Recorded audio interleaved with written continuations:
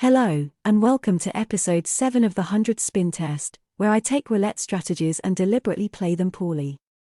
There are too many distractions which prevent people from playing roulette perfectly. So the goal of this channel is to honestly see if certain flat betting strategies can deal with real-world situations. True to the channel's name, I will run 100 spins this session. Thanks to the house edge, which varies between 1.35 to 7.69%, a large number of consecutive unmodified bets can drain a bankroll. With any luck, we can uncover and exploit an exception.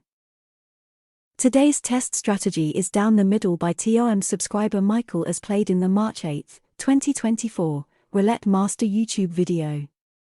I'm doing this in reaction to one of the video's comments. Since I play online, I'll stick to the European game since it dominates with online casinos. My initial test that was run without money management or bet progression yielded a $95 or 19-unit profit, or the equivalent of almost a bet and a half. The expected loss for this bet would have been 21.6 units or $108, so it did outperform expectation. Today's test will seek to confirm or refute the previous outcome. There are 28 winning numbers out of a possible 37, giving you a 76% likelihood of winning on each spin. However, only 18 or 49% are actual wins. There are 10 partial losses. To simplify things for analysis, I've reduced the unit to $1, euro, or pound from the $5 in TOM's video. The bet consists of 8 units with a mix of a column, a dozen, and 3 double streets. Place 1 unit on each of the second column and second dozen, and 2 units each on the 4 to 9, 16 to 21, and 28 to 33 double streets. You will win a jackpot of 10 units if the ball lands on 17 or 20, or 7 units if the ball lands on 5, 8, 16, 18, 19, 21, 29, or 32, or you will win 4 units if the ball lands on 4, 6, 7, 9, 28, 30, 31, or 33. You will lose 2 units if the ball lands on 14 or 23, or 5 units if the ball lands on 2, 11, 13, 15, 22, 24, 26, or 35, and finally you will lose 8 units if the ball lands on 0/00, 1, 3, 10, 12, 25, 27, 34, or 36. With that out of the way, let's move on to the chart. Based on the design of the chart at the bottom right of the screen, I'm giving you an idea about the volatility and direction that this test is going to go. Now let's speed things up and watch the progress, and I'll be back at the end to summarize.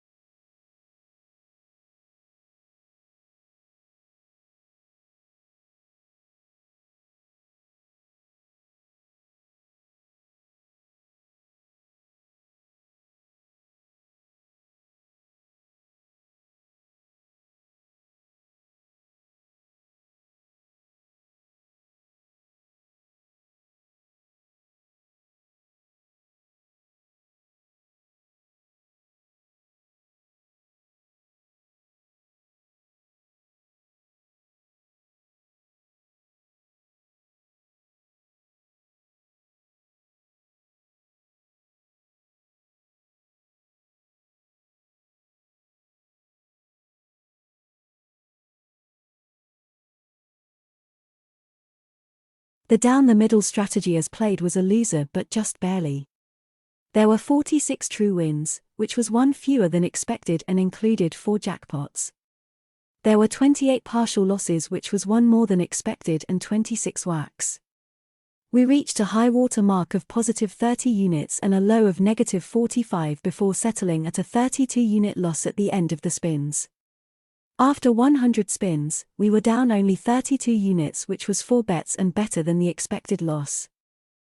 I ran a few statistical tests on the results. I considered a partial loss a total loss, otherwise the stats would be meaningless. The chi-square test indicated that these results were likely random. The average number of spins before we got a hit was 2.1 with a standard deviation of 1.2. That means that about a little less than 2/3 of wins should have happened between 1 and 3 spins, and 95% of wins would have occurred between 1 and 4 spins. Keep in mind that casinos are not there to make you rich. So test strategies on a simulator and read the critiques of any strategy that you are planning to use. Also, all roulette players should remember that no system works all the time and some don't work at all.